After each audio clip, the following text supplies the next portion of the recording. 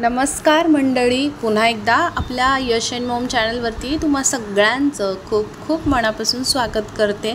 आज आपण दुधामध्ये पोहे मिक्स करून खूप सुंदर असा अगदी सणावाराला सुद्धा तुम्ही हा पदार्थ गोडधोड बनवू शकता। आता गौरी गणपती येत आहेत, शिवाय रक्षाबंधन येते, अशा वेळी हा पदार्थ आवर्जून बनवू शकतो आपण आणि बनवायला अतिशय सोपी रेसिपी आहे। शिवाय गुळामध्ये बनवतोय आपण, त्यामुळे पौष्टिक आहे, अगदी लहानांपासून मोठ्यांपर्यंत आवडणारी आहे, तोंडात टाकताच विरघळणारी असा हा पदार्थ बनतोय। शिवाय तुम्ही अगदी ओठाने सुद्धा खाऊ शकाल, एवढी सुंदर रेसिपी आहे, सोपी आहे। त्याच्यामुळे अगदी व्हिडिओ शेवटपर्यंत पहा, कुठेही स्किप करू नका। तर त्यासाठी घरातीलच आपले जिन्नस लागणार आहेत, बाहेरचं सुद्धा जास्तीचं काही सामान लागणार नाही। तर आता बघा, इथे 2 कपाच्या मापाने पोहे घेतलेत। आता हे पोहे आपल्याला बघा स्वच्छ चाळून घ्यायचे आहेत आणि त्याच्यामध्ये काही साळी वगैरे असतात तर त्या काढून टाकायच्या आहेत आणि स्वच्छ अगदी करून घ्यायचे आहेत। स्वच्छ केलेले हे पोहे आपल्याला कढईमध्ये घालायचे आहेत बघा, आणि कढईमध्ये घालून मीडियम फ्लेमवरती आपल्याला अगदी छान कुरकुरीत होईपर्यंत भाजून घ्यायचे। इथे आपल्याला कलर चेंज करायचा नाही किंवा करपवायचे सुद्धा नाहीत, तर सतत हलवून आपल्याला फक्त गरम करून घ्यायचे आहेत 1-2 मिनटासाठी, छान कुरकुरीत झाले पाहिजेत। तर इथे बघा, हातावरती दाखवते मी, अशा पद्धतीने चुरून बघायचं, लगेच चुरा झाला म्हणजे अगदी छान कुरकुरीत झालेत। तर आता बघा, इथे आपण गॅस बंद करून देणार आहोत आणि हे सर्व पोहे थंड करून घेणार आहोत। आता थंड करून घेतल्यानंतर आपल्याला थोडे थोडे पोहे मिक्सरच्या भांड्यात घालून घ्यायचे आहेत आणि याची छान अगदी पावडर बनवून घ्यायची आहे। तर आता इथे तुम्ही बघू शकता, अगदी आपला बारीक रवा असतो 0 साईजचा, त्याच्यापेक्षा सुद्धा बारीक इथे आपण पावडर बनवून घेतलेली आहे। जास्त पिठासारखी सुद्धा नाही, पण आपल्याला इथे पावडर बनवून घ्यायची आहे। तर आता बघा, हे सर्व काढून घेतलं, तर त्याच कपाने आपल्याला अर्धा कप इथे ओल्या नारळाचा किस मी इथे घातलेला आहे, म्हणजेच ओलं नारळ मी इथे बघा मिक्सरवरती फिरवून घेतलेलं आहे। आता तुम्हाला ही बर्फी जर जास्त दिवस टिकवायची असेल ना, तर तुम्ही याच्यात सुकं खोबरं घालू शकता। तर आता बघा, याच्यामध्ये आपण सुका खोबऱ्याचा किससुद्धा अर्धा कपच या प्रमाणामध्ये घालून घ्यायचा, जर आवडत असेल तुम्हाला सुकं खोबरं जास्त दिवस टिकवायचे तर, किंवा मग अशीसुद्धा फ्रीजमध्ये अगदी 15-20 दिवस, महिनाभरसुद्धा टिकते फ्रीजमध्ये ठेवून। तर आता बघा, याच्यामध्ये आपल्याला दूध घालायचं आहे।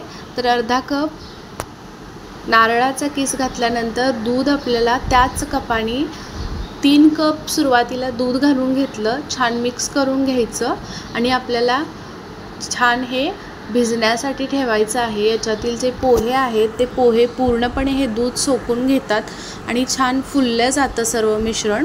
त्याच्यानंतर बघा, थोडंसं कमी वाटत होतं म्हणून मी अर्धा कप वाढवलेलं, एकूण आपल्याला इथे 3.5 कप दूध लागलेलं आहे।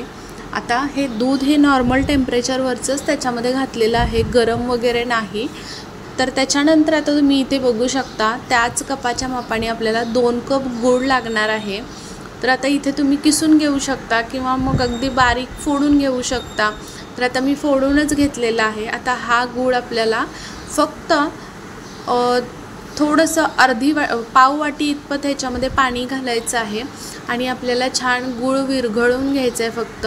तर बघा, तो गूळसुद्धा आपण गॅसवरती ठेवून विरघळून घेतलेला आहे। अजिबात जास्त वेळ आपल्याला ठेवायचं नाही, पटकन तो विरघळला जातो गरम पाण्यामध्ये। आता ते साईडला थंड करायला ठेवून दिलं बघा, एक पसरट पॅन घ्यायचा आहे। तर आता याच्यामध्ये आपल्याला 2 चमचे तूप घालायचं आहे। तुपाची सुद्धा जास्तीची गरज नाही। बऱ्याच वेळा आपण इथे बघू शकता की नारळाचा कोणतीही बर्फी असेल किंवा आपण कोणतीही बर्फी बनवतोय किंवा मग असेल हलवा वगैरे बनवतोय, तर मुगाचा हलवा असेल किंवा आपला गाजराचा हलवा असेल, तर अशा वेळी खूप सारं तूप लागतं। पण या बर्फीसाठी इथे आज आपण बर्फी बनवतोय, तर याच्यासाठी अजिबात तूप जास्त लागत नाही, 2 चमचे फक्त तूप घातलेलं आहे. जर तुमच्याकडे तूप नसेल तरीसुद्धा तुम्ही स्किप केलं तरीही चालेल, नाही घातलं तरीही काहीच फरक पडत नाही. आपलं हे मिश्रण अगदी छान पद्धतीने सेट होतं आणि चवसुद्धा अगदी थोडीशी चवीमध्ये फरक असावा म्हणून मी इथे तूप वापरलेलं आहे. तुपामुळे थोडंसं छान अगदी त्याची टेस्ट येते.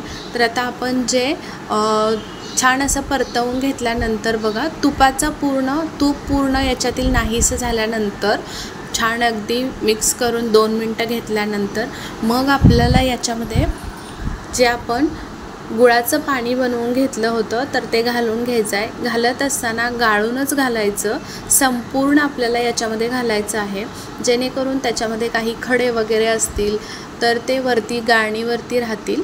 तर या पद्धतीने बघा छान मिक्स करून घ्यायचं आहे आपल्याला. हळूहळू चमचा लावून अगदी मस्त अगदी फेटून घ्यायचं मस्त आतल्यात. छान अगदी थोड्या वेळामध्ये घट्ट व्हायला चालू होतं. गॅसची फ्लेम मात्र आपल्याला इथे मीडियमच ठेवायची आहे, अजिबात गॅसची फ्लेम वाढवायची नाही, नाहीतरी मग खाली मिश्रण चिटकू शकतं किंवा लागू शकतं, मग करपट वास येऊ शकतो, मग तितकीशी टेस्टसुद्धा बऱ्यापैकी चांगली लागत नाही वास आल्यानंतर कोणत्याही पदार्थाचा. तर आता इथे तुम्ही बघू शकता लो फ्लेमवरतीच अशा पद्धतीनं आपण सतत हलवून छान असं मिश्रण इथे तयार करून घेतो आहे. तर आता हे ओळखायचं कसं आपलं मिश्रण छान पद्धतीने सेट झालं आहे, तर त्यासाठी बघा अगदी आपल्याला इथे तुम्हाला वाटलंच तर तुम्ही एखादा चमचा तुपाचा वापरू शकता किंवा नाही वापरलं तरीही चालेल. मी इथे अजिबात तूप नंतर वापरलेलं नाही, सुरुवातीला जे 2 चमचे घातलं होतं तेवढ्यावरती छान अगदी मिश्रण इथे बघू शकता घट्ट झालेलं आहे, सेट झालेलं आहे. आपल्याला बर्फीचं जसं मिश्रण तयार करून घेतो आपण त्या पद्धतीने ते अगदी दाटसर मिश्रण सेट करून घ्यायचं आहे. तर आता सतत हलवत बघा मीडियम फ्लेमवरतीच या पद्धतीने सेट करून घेऊयात. तर आता हे चेक कसं करायचं, तर अगदी बघा थोडंसं मिश्रण चमच्यावरती घ्यायचं या पद्धतीनं आणि हे मिश्रण थोडंसं थंड करायचं. थंड झाल्यानंतर त्याचा अगदी गोळा वळून बघायचा, अजिबात हाताला कुठे चिटकत नाही, छान पद्धतीने गोळा होतो, म्हणजे अगदी परफेक्ट हे मिश्रण बर्फीसाठीचं वडीसाठीचं सेट झालेलं आहे. तर आता बघा इथे जवळूनसुद्धा दाखवलं. आता तुम्ही याच्यावरती जायफळ पावडर, वेलची पावडर किंवा सुंठ पावडर तुमच्याकडे जे पण काही असेल तर ते तुम्ही याच्यामध्ये घालून घेऊ शकता. इथे मी वेलची जायफळची पावडर थोडीशी घातलेली आहे, 1 चमचाभर. जरी तुमच्याकडे नसेल तरीसुद्धा हिरवी आपली इलायची थोडीशी कुटून घेऊन ते सुद्धा याच्यामध्ये घालू शकता. तर आता इथे बघा छान मिक्स करून घेतलं, त्याच्यानंतर गॅस बंद करून दिला आणि एका ताटाला इथे मी तूप लावून घेते जेणेकरून याच्यामध्ये आपल्याला वडी सेट करायची आहे. तर आज ही वडी आपण पोहा गूळ वडीसुद्धा म्हणू शकता. तर पोह्याची गूळ घालून वडी बनवते बर्फी, अगदी पौष्टिक आहे, अगदी ओठाणी खाऊ शकेल इतपत ही सहज लहान मुलांपासून प्रौढांपर्यंत सर्वजण खाऊ शकतात आणि तोंडात विरघळणारी आहे, शिवाय ओठाणीसुद्धा खाऊ शकाल इतकी ही सुंदर रेसिपी आहे. तर या पद्धतीने बघा मिश्रण थोडं थोडं करून घालून घ्यायचं आणि सेट करून घ्यायचं आहे. या स्पॅच्युलाच्या अशा पद्धतीचा जर स्पॅच्युला असेल तर याच्या मदतीने अगदी सहज बघा सेट होते आणि थोडंसं दाबून घ्यायचं कडा वगैरे. जर तुमच्याकडे केक टिन वगैरे असेल स्क्वेअर शेपचा तर त्याच्यामध्ये अतिशय सुंदर पद्धतीने वड्या कट होतात. तर आता याच्यामध्ये सुद्धा आपण सेट करायला 1 तासासाठी मिश्रण थंड करून घेऊया, सेट करून घेऊया. तर 1 तासानंतर तुम्ही इथे बघू शकता अगदी छान सेट झालेलं आहे, मिश्रण पूर्ण थंड झालं आहे, हातालासुद्धा चिटकत नाही. तर आता आपण याच्या वड्या कट करून घेऊयात. तर इथे बघू शकता अशा पद्धतीने अगदी सुरीच्या साह्याने जरी तुम्ही कट केला तरीही चालेल. तर इथे पहिलं मी स्क्वेअर शेपमध्ये आपण कट करून घेऊया आणि जे बाकीचे साईड आहेत त्यानंतर आपण त्याच्या वड्या कट करूया. पहिलं मी इथे स्क्वेअर शेपमध्ये करून घेते, तुम्हाला दाखवते. तर आता बघा उभ्या आडव्या लाईन मारून आपण अशा पद्धतीने सेट करून घेऊयात. तर अगदी सहज पटकन वडी काढतासुद्धा येते आणि सहज निघली जाते, अजिबात कुठे ताटालासुद्धा मिश्रण लागत नाही. छान पद्धतीने सेट झालेली आहे, तुम्ही बघू शकता। सुंदर वड्या इथे आपल्या सर्व तयार झालेल्या आहेत। तर अशा पद्धतीची ही बर्फी तुम्ही अगदी पाहुणे म्हणजे घरी आपण कधी ना कधी खूप साऱ्या गोड गोष्टी बनवतच असतो, घरी लागतातच। तर अशा वेळी बघा मुलांनासुद्धा एखादी वडी टिफिनमध्ये देण्यासाठी, कोण घरी पाहुणे मंडळी वगैरे आले तरी त्यांनासुद्धा होऊ शकते खाण्यासाठी। एवढी सुंदर लागते, अप्रतिम चवीची ही वडी तयार होते। आणि विशेष म्हणजे आपण याच्यामध्ये नारळाचा खीस घातलेला आहे, तर त्याच्यामुळे बघा टेस्टला खूपच भन्नाट ही वडी लागते। आणि भरपूर सारं दूध घातलं आहे, त्याच्यामुळे अगदी खवा माव्याची टेस्ट या वडीला येते। तुम्ही आता भरपूर सारे प्रोग्राम आहेत, सणवार आहेत, तर गौरी गणपती येते, शिवाय आपलं रक्षाबंधन आहे, तर नक्कीच तुम्ही अशा पद्धतीची वडी बनवून घरच्या घरी कमी साहित्यांमध्ये झटपट होणारी ही वडी बनवून पाहू शकता। आणि तुम्हाला अंदाज आलाच असेल बघितल्यावरती की किती पटकन आणि छान अगदी सेट झालेली आहे आणि दिसण्यासाठी सुद्धा सुंदर दिसते। आपण इथे अजिबात कॅरामल वगैरे तयार केलेलं नाही, पण गूळ घालून बनवल्यामुळे अतिशय सुंदर तयार झालेली आहे। तर नक्कीच तुम्हीसुद्धा बनवून पहा आणि रेसिपी कशी वाटली तुम्हालासुद्धा ते मात्र जरूर कमेंटमध्ये कळवा। इथे थोडेसे बघा काजू बदाम आणि पिस्त्याचे काप छोटे छोटे करून घेतले होते, ते लावून घेतलेत आणि वरती थोडेसे गुलाबाच्या पाकळ्या लावलेत, त्यामुळे दिसण्यासाठी सुद्धा एखादा डिश आपण बनवली तर खूप सुंदर दिसते। अगदी तुम्ही कुठे कोणाच्या घरी जाताय पाहुण्यांच्या वगैरे, तर आपण स्वीट घेऊन जातोच नेहमी, तर अशा पद्धतीचं जर तुम्ही घरी बनवलात आणि एखादा बॉक्स पॅक करून घेऊन गेलात तरीसुद्धा त्यांना समजणार सुद्धा नाही।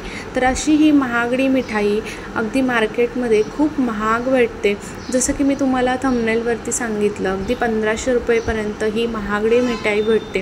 तर ही तुम्ही घरच्या घरी अगदी सहज कमी वेळामध्ये बनवू शकता। नक्कीच बनवून पहा। रेसिपी आवडली तर व्हिडिओला एक लाईक करा, आपली ही रेसिपी जास्तीत जास्त शेअर करा तुमच्या मित्र मैत्रिणी परिवारांमध्ये। आशा करते आजची रेसिपी आवडली असेल। माझे संपूर्ण व्हिडिओ तुम्ही पाहता त्याबद्दल खरंच खूप मनापासून धन्यवाद आणि खूप छान छान कमेंटसुद्धा करून सांगता। तर चला उद्या पुन्हा भेटू अशा छान रेसिपीसोबत, तोपर्यंत बाय बाय।